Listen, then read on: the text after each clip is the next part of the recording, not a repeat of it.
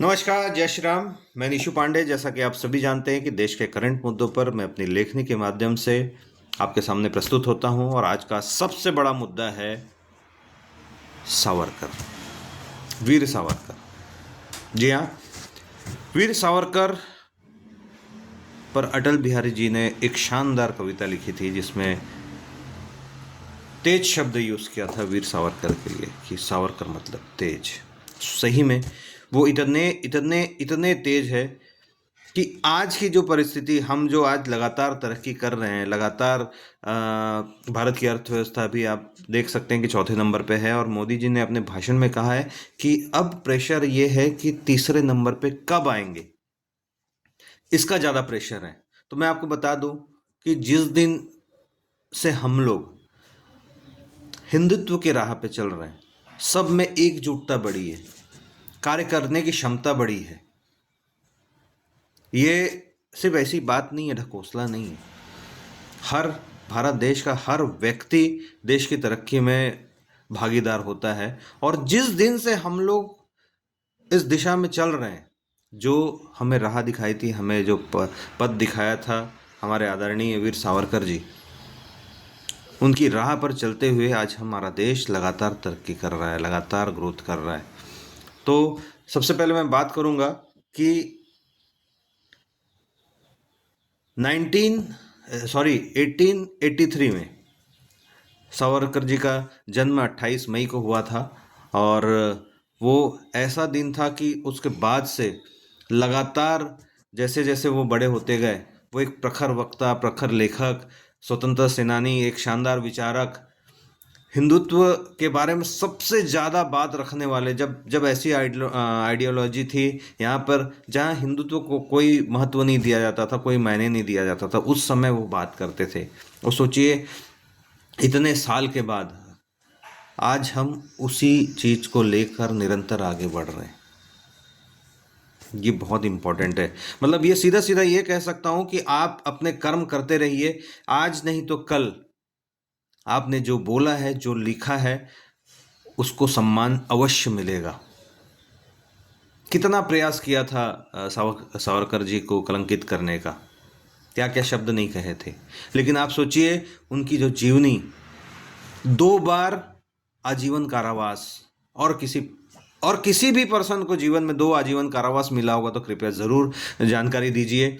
और सोचिए आप कि पहले वो बैरिस्टर थे जिन्होंने लंदन में वहाँ के महाराज की शपथ लेने से मना कर दिया है, इसलिए उनको बैरिस्टरशिप, वो डिग्री नहीं मिल पाई थी। आप सोचिए हमारे देश में उस समय बहुत सारे ऐसे लोग बैरिस्टर बने थे जिनको हम स्वतंत्रता सेनानी कहते हैं, वो देश के लिए काम कर रहे हैं, लेकिन उन्होंने शपथ किसकी निष्ठा की ली थी? उन अंग्रेजों की। तो ये कैसे संभव है कि आप देश आज़ादी के लिए आप लगे हुए हैं और एक निष्ठा भी आप एक शपथ भी ले रहे हैं उनकी निष्ठा की, जो हमारे राष्ट्र को, हमारे देश को गुलाम बनाए रखे हुए हैं। ये गंभीर विषय है, सोचने वाली बात है। हमको ऐसा दिखाया गया है कि वही लोग सही है। जिस सेकुलर जेल में 10 साल रहे हैं, सेल्युलर जेल में अंडमान निकोबार में, आप सोचिए वहाँ की स्थिति परिस्थिति, एक छोटा सा कमरा और उसमें उनको लगभग ऐसे बांध के रखा जाता था, कोल्हू के बैल से के तरीके से काम करवाया जाता था। वो कई लीटर तेल घूम घूम के, जैसे बैल काम करता है वैसे ही काम करते हुए कई लीटर तेल निकालते थे।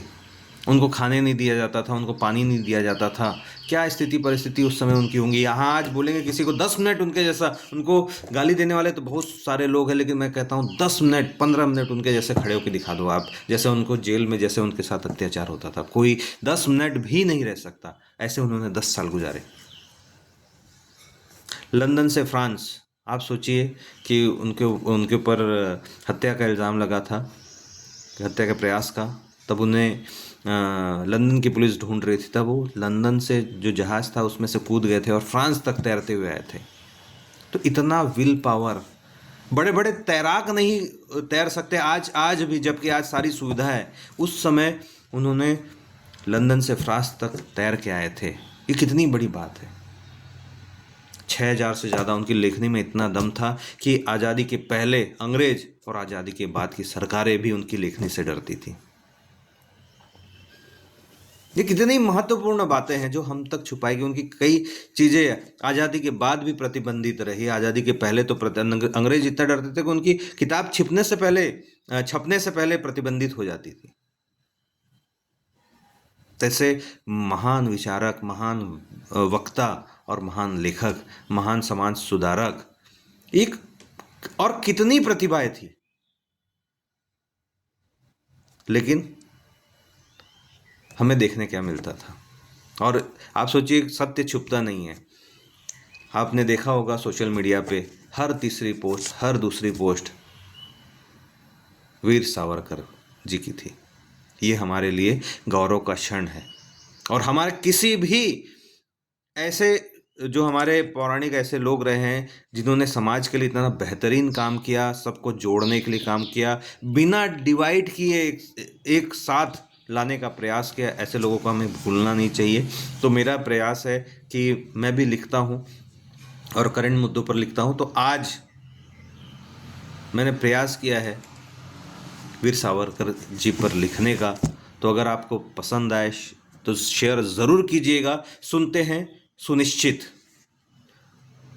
सत्य उजागर है आज, सत्य उजागर है आज, वीरता का और झूठ की इमारत का गिरना टूटना निश्चित है। झूठ पर खाद पानी आखिर कब तक, दामोदर के विचारों का राष्ट्र निर्माण अब सुनिश्चित है। देश हित हेतु कोलू के बैल सा किया था परिश्रम, देश हित हेतु कोलू के बैल सा किया था परिश्रम, रक्त का कण कण अर्पित किया था मां भारती के चरणों पर। उसका परिणाम आना निश्चित है। वीर सावरकर के अखंड भारत का, वीर सावरकर के अखंड भारत का विचार दूरगामी ही सही, परंतु एक न एक दिन वो क्षण आना भी सुनिश्चित है।